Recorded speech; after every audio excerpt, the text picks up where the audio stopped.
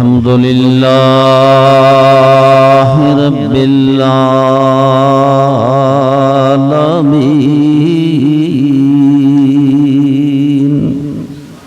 ये किसकी तारीफ है? मेरे रब की।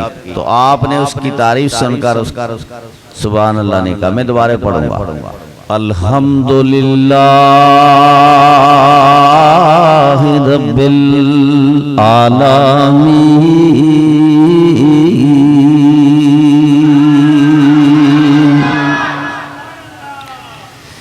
वल्लाकिबातु लिल मुत्तकीन वस्सलातु वस्सलामु अला सय्यिदिल अंबिया वल मुरसलीन।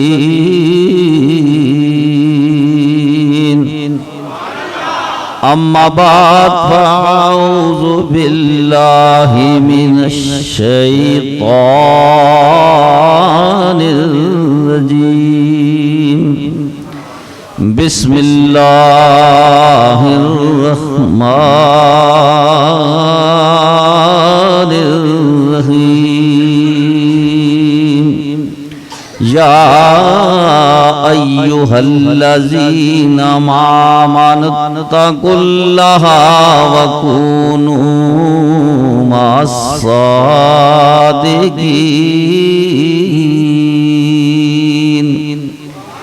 अला बिज़िक्रिल्लाहि तत्मइन्नुल क़ुलूब। इन्नल्लाहा व मलाइकतहु युसल्लूना अलन नबी। या अय्युहल्लज़ीना आमनू सल्लु अलैहि व सल्लिमू तस्लीमा।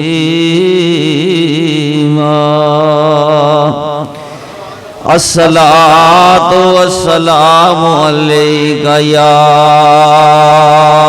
रसूलल्लाह व अला आलिका व सहाबिका या हबीबल्लाह। मौलाया सल्ले व सल्लिम दाइमन अबदन अला हबीबिका खैरिल खल्क़ि कुल्लिहिम। वल हबीबुल्लाज़ी तुरजा शफ़ाअतुहु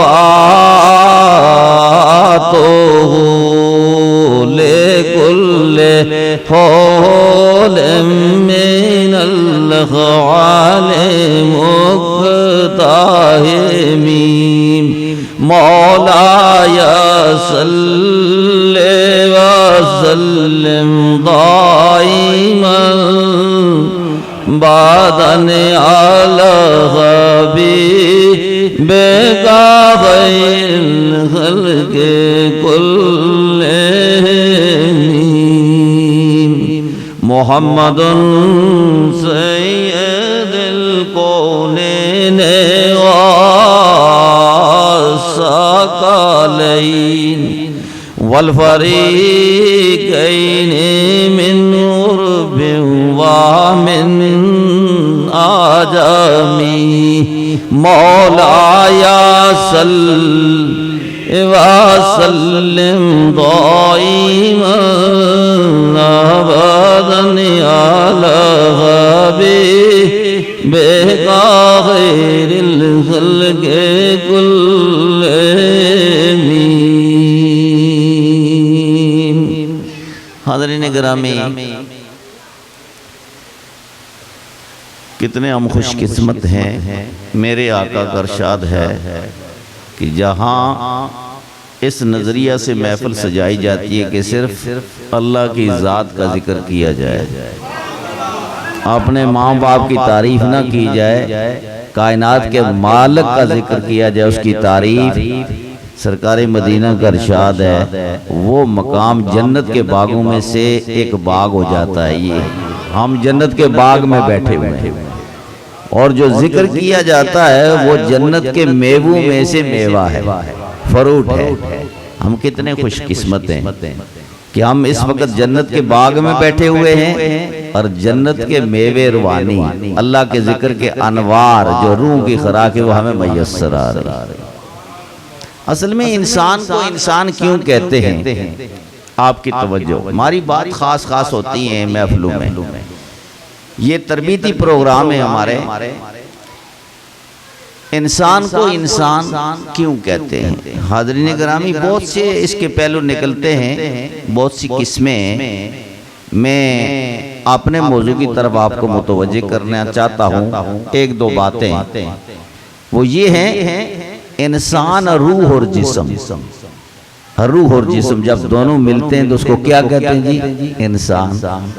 जब रूह जदा हो जाता है फिर इसको इंसान नहीं कहते, कहते हैं फलां बंदे का ये जनाजा। ऐसे ही है ना, अलामा साहब का जनाजा है, पीर साहब का जनाजा, अब्दुल मजीद साहब का जनाजा है, गफूर साहब का जनाजा, साहबजादा साहब का जनाजा है।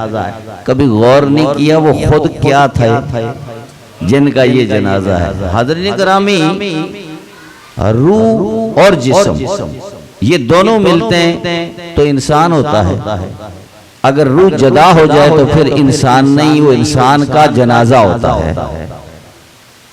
दुआ करें रूह जदा ना हो, मरने से रूह जदा नहीं होता। मैं आपके सामने इंशाअल्लाह इसकी मिसाल रखूंगा। तो इंसान जिस्म की जो खुराक है, जिस्म के जो लवाजमात हैं, जिस्म की जो जरूरियात हैं, आप जरा फिक्र करेंगे मेरी इन बातों पर, मेरी नहीं ये मेरे मुर्शिद की हैं।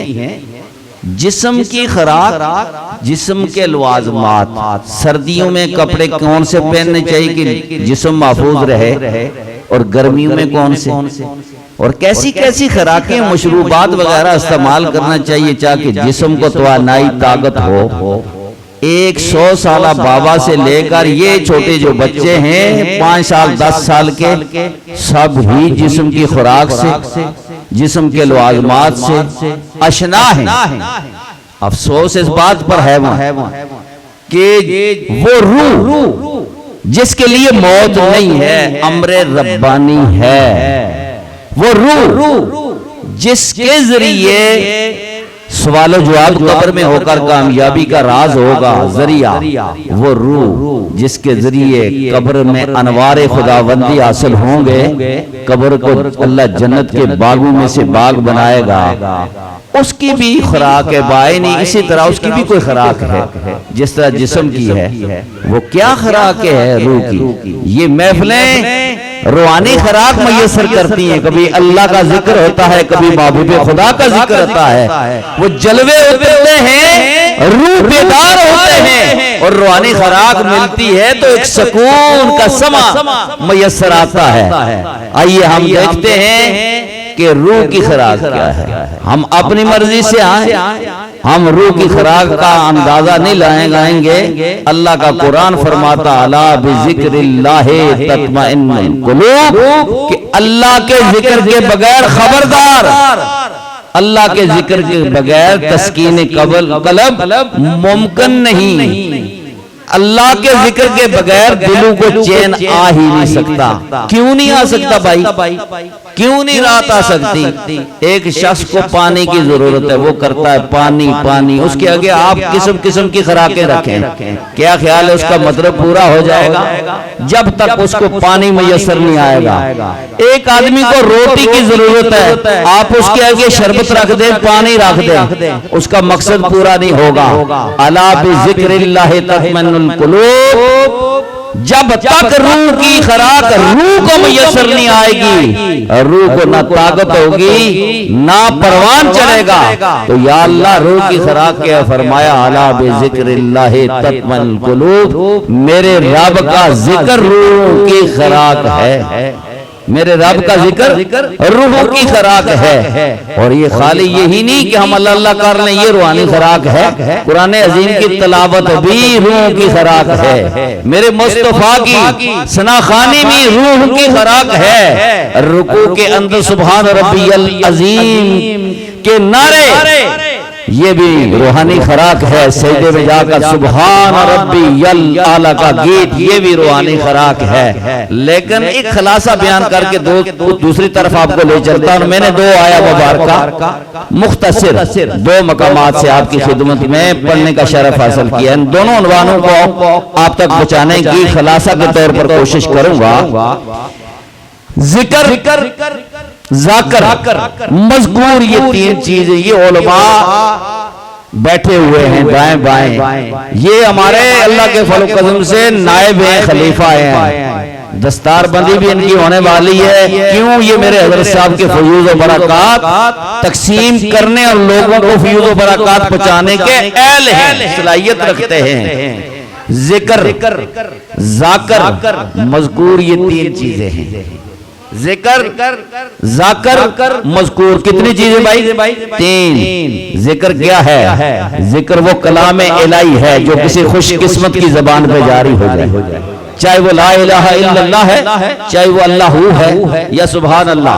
जाकर कौन है? जो जिक्र कर रहा है। मज़कूर कौन है? जिसका जिक्र किया जा रहा है। यानी अल्लाह और बंदे के दरमियान जो राब्ता है उसका नाम जिक्र है। उसका क्या नाम है? जिक्र। अगर जिक्र नहीं है, कोई जाकर नहीं है, उसका रब से तल्लुक नहीं है।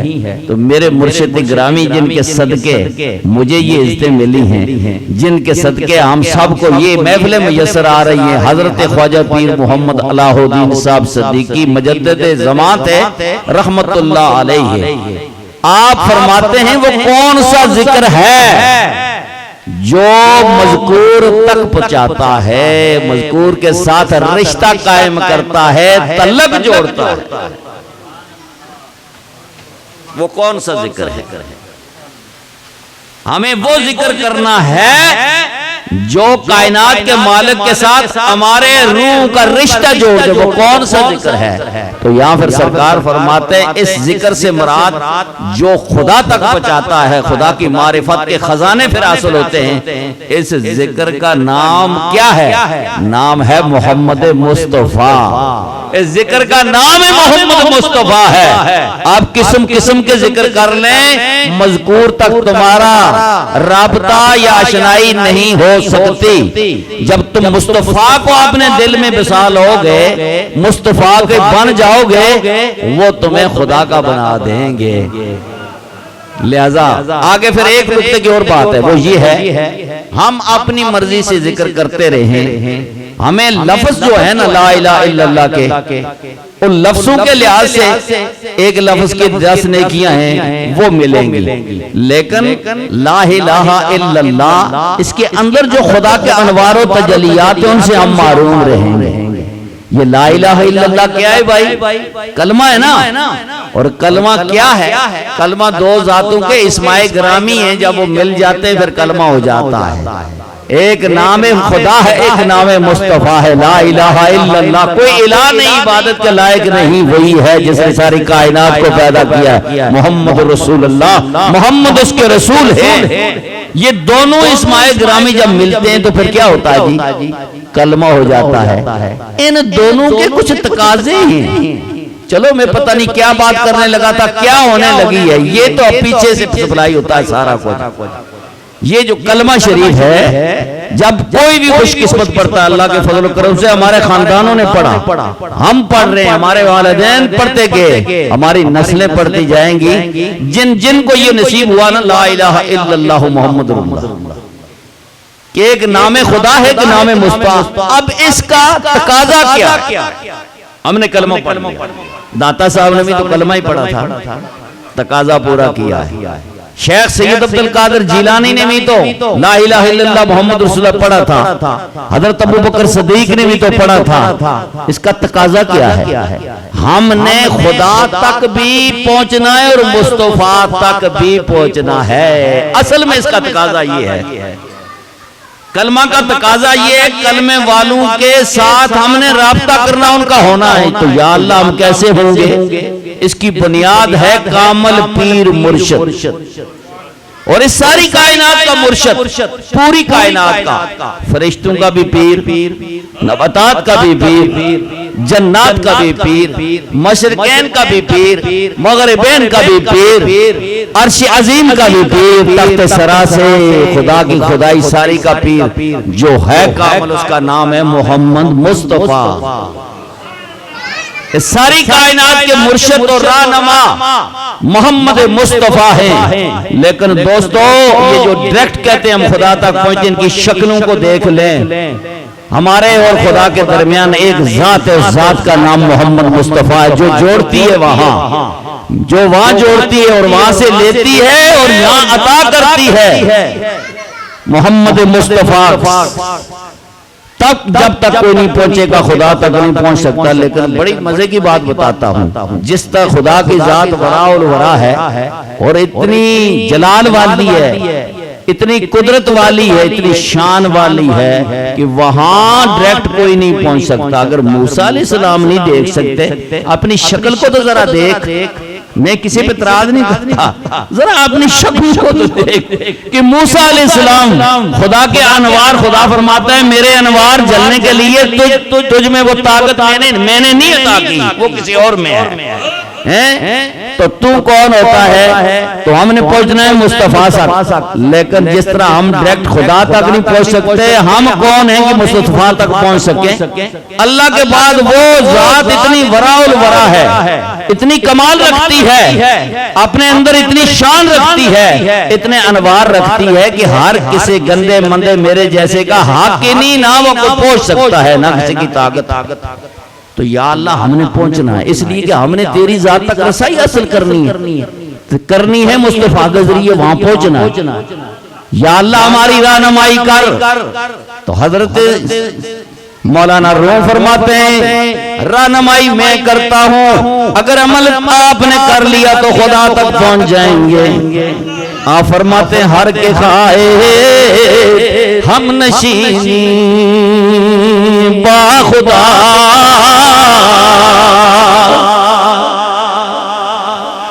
अगर कोई चाहता कि मैं खुदा का बंदा बन जाऊं, खुदा तक पहुंचूं, हर के खाए हम नशीनी बाखुदा ओ नशीनज दर हुजूरे औलिया।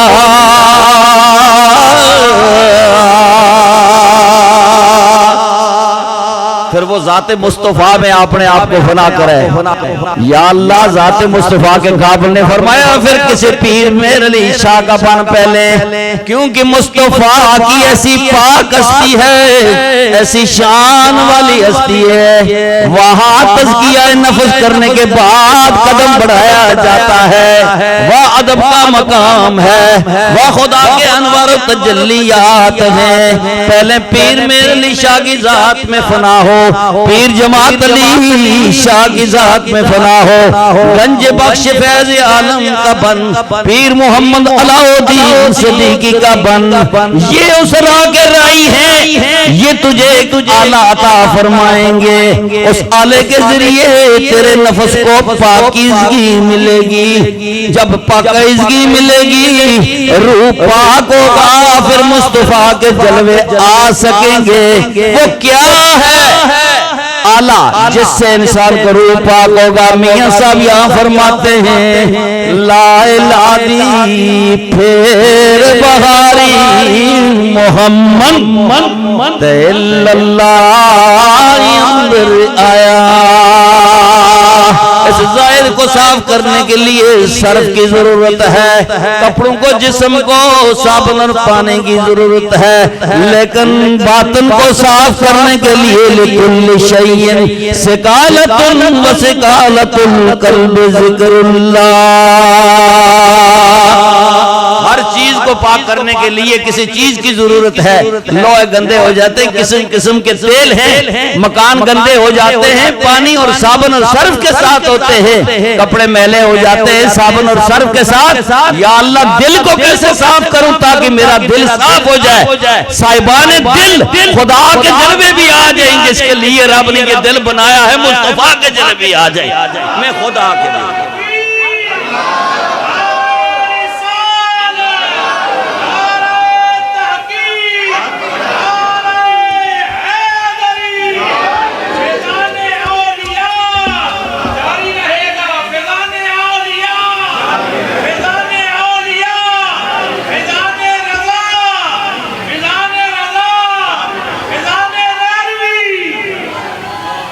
फिर मैं क्या करूं? फरमाया किसी का हो ना उनसे आला पहले लैन हासिल करना कि दिलों की सफाई का अल्लाह तुझे मिले, और वो कोई और हथियार नहीं देंगे, वो रब का जिक्र देंगे। अल्लाह के जिक्र के अंदर खुदा के जलवे है। जब ला इलाहा इल्लल्लाह की ज़रबे आप लगाएंगे, दिल के ऊपर जो पर्दे पड़े हुए हैं ये उठने शुरू हो जाएंगे। अनवारों तजल्लियात के दरमियान, या यूं कहते खुदा और हमारे दरमियान जो पर्दे आए लोग, वो वली कामल के कनेक्शन के बाद जिक्र की मश्क, जिक्र के अंदर अपने आप को दाखिल करके फना कर देना, सब कुछ बना देना। जिक्र की मश्क जब होगी तो दिल के ऊपर जो पर्दे हैं खुदा और बंदे के दरमियान में, वो उठने शुरू हो जाएंगे। एक वक्त आएगा खुदा के फजल करम से दिल शीशे की मानंद हो जाएगा। जब दिल साफ हो जाएगा, फिर ला इलाहा इल्लल्लाह, इसके अंदर खुदा के जलवे हैं, वो तेरे दिल में आना शुरू हो जाएंगे। जब तू नामे नामे इसमें ग्रामी मोहम्मद लेगा, देख तो सही इस मोहम्मद के इस्म के अंदर खुदा के जो अनवार और मुस्तफा के जो जलवे हैं, वो भी तेरे दिल के अंदर आने शुरू हो जाएंगे। एक वक्त ऐसा आएगा तू बेताब हो जाएगा, तुझे कुछ नजर नहीं आएगा। जिस तरफ तू नजर करेगा, या खुदा के जलवे या मुस्तफा के जलवे नजर आएंगे। जो दिल में बसता है ना, वही ज़ेनो गमान के अंदर होता है। वही ख्याल में अल्लाह का अनवार भी दिल में अल्लाह के जिक्र के जरिए आ जाएंगे। मुस्तफा के बायक वक्त मुस्तफा वाला भी है, खुदा वाला भी है। ऐसे नहीं, पहले दिल की सफाई, और दिल की सफाई कामिल पीर के साथ कनेक्शन के बाद अल्लाह के जिक्र के साथ होती है। और असल मकसद इंसान का ये है, अल्लाह ने इंसान को पैदा क्यों किया है? इंसान को अपनी मारिफत के लिए पैदा किया है। अल इंसानु सिर्री व अना सिर्रुहु, इंसान तू मेरे राज़ों में से एक राज है। ए इंसान, तुझे तो मैंने अपने लिए पैदा किया है, और ये सारी कायनात तेरे लिए। देखो ये बकरियां किसके लिए है? दूध हमें मुयस्सर आता है तो बकरियों का गोश्त, ये पैसे किसके लिए है? ये पत्थर किसके लिए है? ये दरख्त किसके लिए? जरा नजर तो दौड़ाओ, जरा फिक्र। कुरान कहता है फिक्र करके मुझे पढ़ो, जरा फिक्र तो करो कायनात में कौन सी चीज है हवा से लेकर जो इंसान के काम नहीं आ रही। इंसान ये सब तो तेरे लिए पैदा की है, और तू मेरे लिए और मैं तेरे लिए, तू मेरे लिए और मैं तेरे लिए। हजरत हसन बसरी रजी अल्लाह ताला अन्हु, मैंने जो बातें करनी थी वो मेरी बातें खत्म हो गई, ये किसी और की हैं।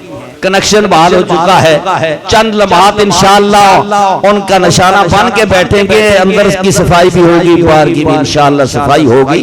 हजरत हसन बसरी रजी अल्लाह ताला अन्हु, आप ताबीन हैं, आपकी तारीफ करूं तो फिर वक्त उस तरफ चला जाएगा। आप जब अल्लाह अल्लाह अल्लाह, हजरत अली शेर खुदा के मुरीद हैं, मरीद पर तवज्जो मुर्शिद की हुई। जब इनकलाब जिंदगी में रूनुमा हुआ रवानी, तो अल्लाह करते करते इस मकाम पर पहुंचे कि जब कहते थे सुबहान रब्बियल आला, अर्श अजीम से आवाज आता था लब्बैक या अब्दी, लब्बैक या अब्दी, तेरी फरियाद सुन ली, तेरी तस्बीह सुन ली, और बात कर। तो फरिश्तों ने जब ये बात सुना लब्बैक या अब्दी, फरिश्ते इकट्ठे हो गए, अल्लाह की बारगाह में इल्तिजा की, मौला हमें समझ नहीं आती, हम तो कई लाख सालों से तेरी इबादत करते हैं, तेरी तस्बीहात पढ़ते हैं, आज तक ये पता नहीं लगा कबूल हो रही है या नहीं। ये तेरे बंदे चंद साल तेरा नाम लेते हैं।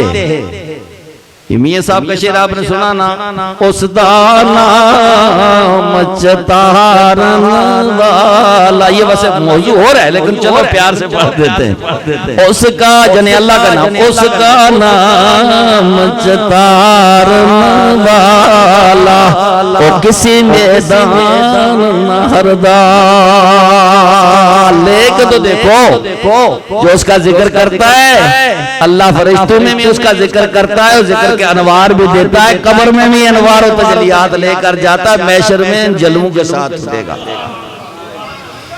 तो फरिश्तों ने अर्ज की, या अल्लाह इसकी वजह क्या है?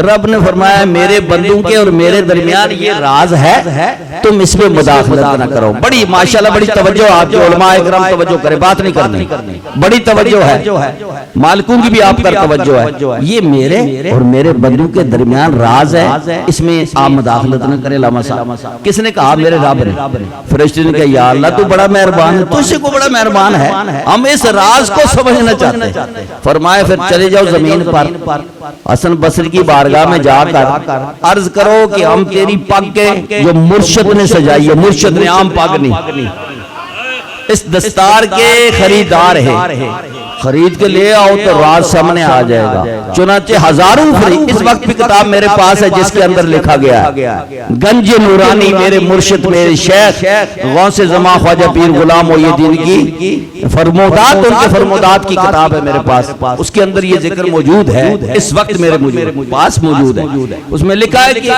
हजरत बसरी, हसन बसरी की बारगाह में फरिश्ते अर्ज करते हैं आकर कि हम तेरी पग के खरीदार हैं, दस्तार के जो मुर्शिद ने हजरत अली शेर खुदा ने तेरे सिर पे सजाई है। हजरत हसन बसरी फरमाते हैं, अच्छा इसकी कीमत क्या दोगे? फरिश्ते अर्ज करते हैं, अल्लाह ने हमें इख्तियारात दिया, जमीन आसमान जन्नत लौह कलम जो आप चाहेंगे वो आपको मिलेगा। आपने फरमाया, मेरे अंदर जन्नत की ख्वाहिश है, खुदा के जलवों ने कोई ख्वाहिश छोड़ी नहीं, एक ही ख्वाहिश है जन्नत के मालिक की।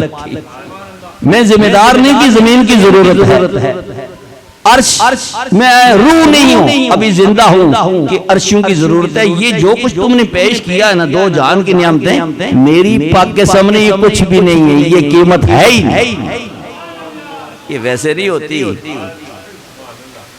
फरिश्ते परेशान हुए, अल्लाह की बारगाह में जा कहते, अल्लाह कुछ समझ से बाहर बात है, ये सारी कायनात हमने पेश कर दी है, तेरा बंदा कहता है मेरी पग इतनी कीमती है, इसकी कीमत नहीं हो रही।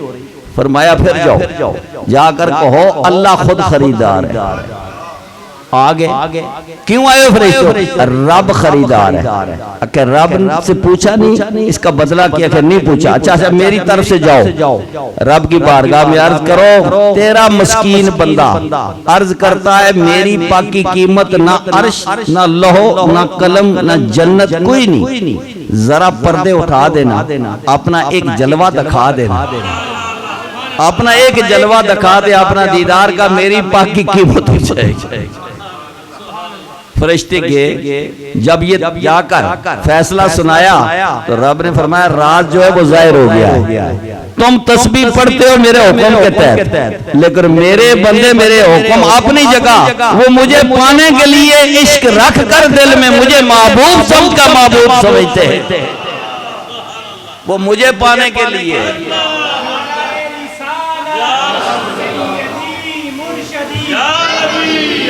वो मुझे पाने के लिए ना दुनिया की किसी चीज का ख्याल रखते हैं, उनको अर्श की कुर्सी की भी जरूरत नहीं है, वो कहते हैं सिर्फ रब होना चाहिए। तो फिर ऐसे अपने बंदे को मैं क्यों ना नवाजूं, लब्बैक या अबदी। तो मेरे दोस्तों, अल्लाह ने हमको किसी मकसद के लिए भेजा है, वो मकसद ये है, उसके अंदर हम कामयाब बहुत कम हैं। अल्लाह कुरान में कहता है मेरे बंदों को मैंने बड़ी नियामतें दी हैं, लेकिन शुक्र करने वाले बहुत कम है। ये नफी नहीं किया कि कोई नहीं करता, कुरान बार बार हम तिलावत करते हैं, रोज उसमें आता है मेरे बंदे शुक्र करने वाले नियामतों का बहुत कम है। पता लगा है जरूर कम ही है।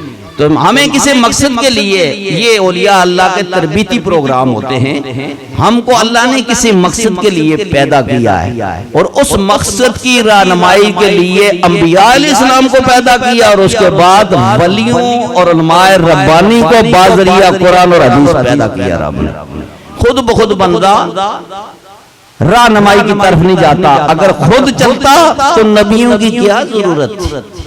नबी आए और नबियों का यही मिशन था, यही मकसद, बिछड़े को खुदा से मिलाओ, खुदा से मिलाओ जो खुदा से दूर हो गए। यही मिशन था दाता गंज बख्श अलजवेरी का।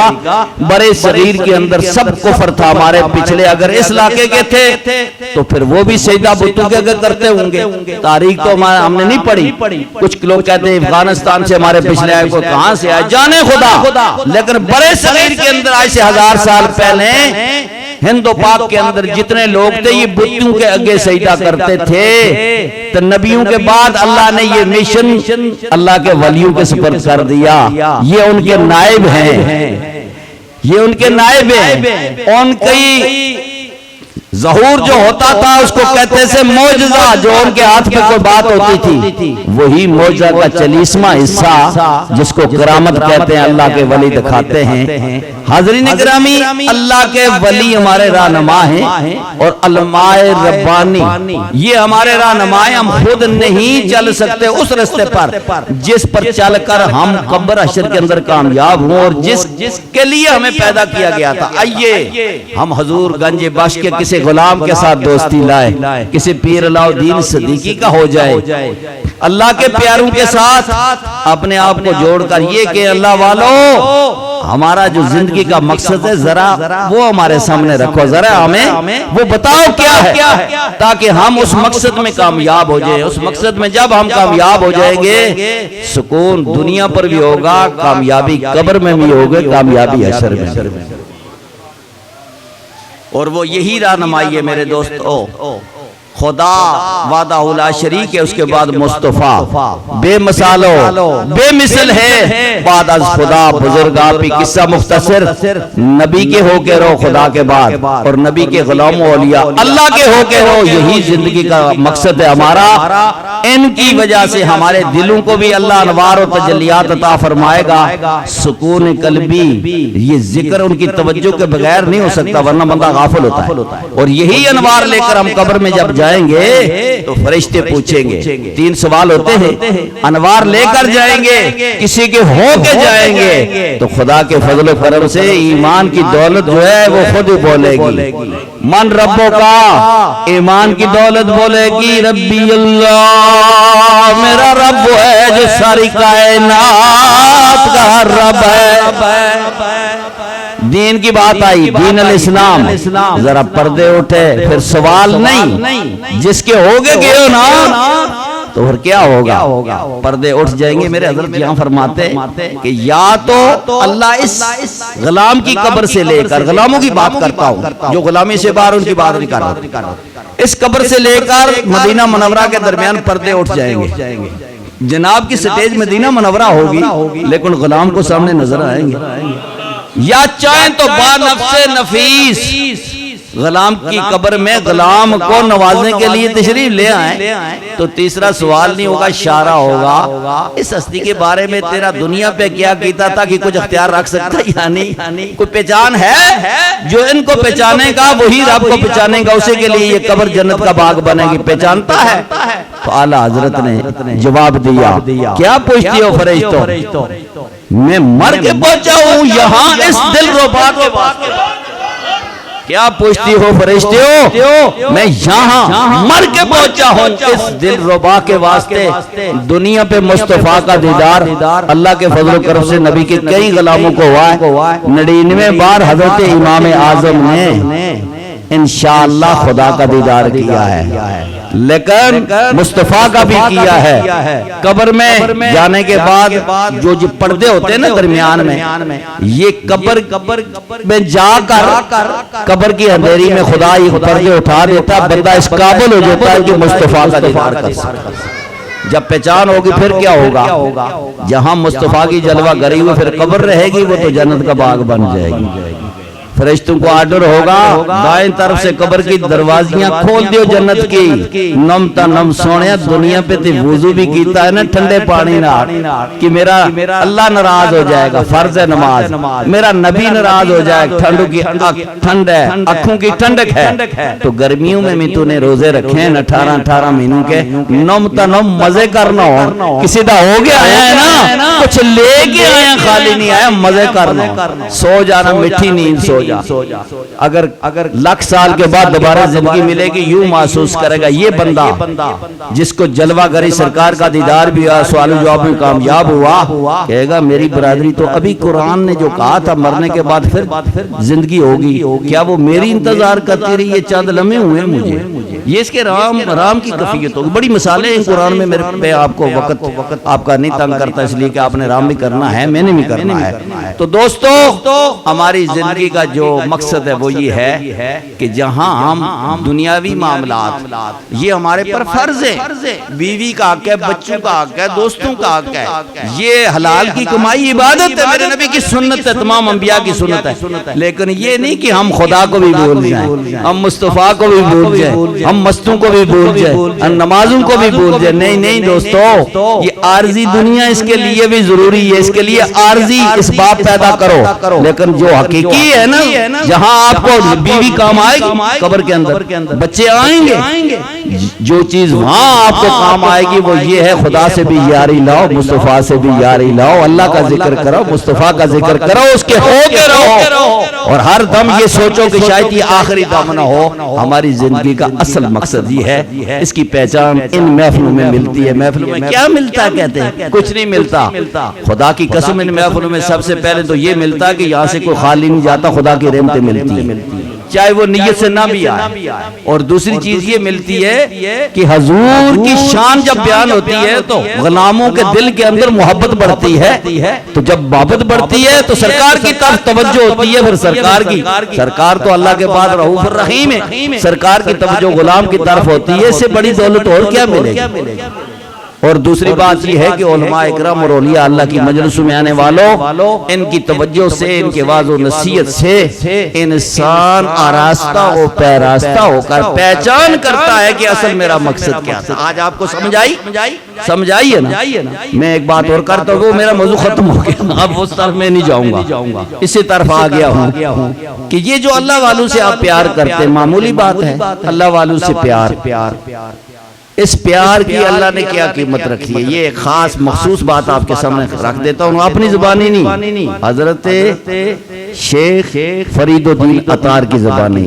आप फरमाते हुब्बे दरवेशां कलीद जन्नत अस्त, अल्लाह वालों की मोहब्बत ये जन्नत की कल चाबी बनेगी।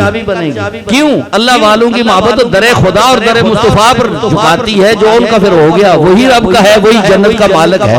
हुब्बे दरवेशां कलीद जन्नत अस्त, और दुश्मन शान सजाए लानत अस्त, हर के खाए हम नशीनी बाखुदा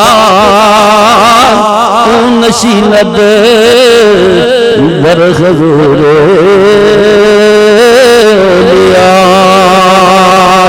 बैठ जाए। सरदार साहब जिक्र करेंगे 5 मिनट, उसके बाद हमारा 4 किस्म का जिक्र होता है, उसके बाद दुआ।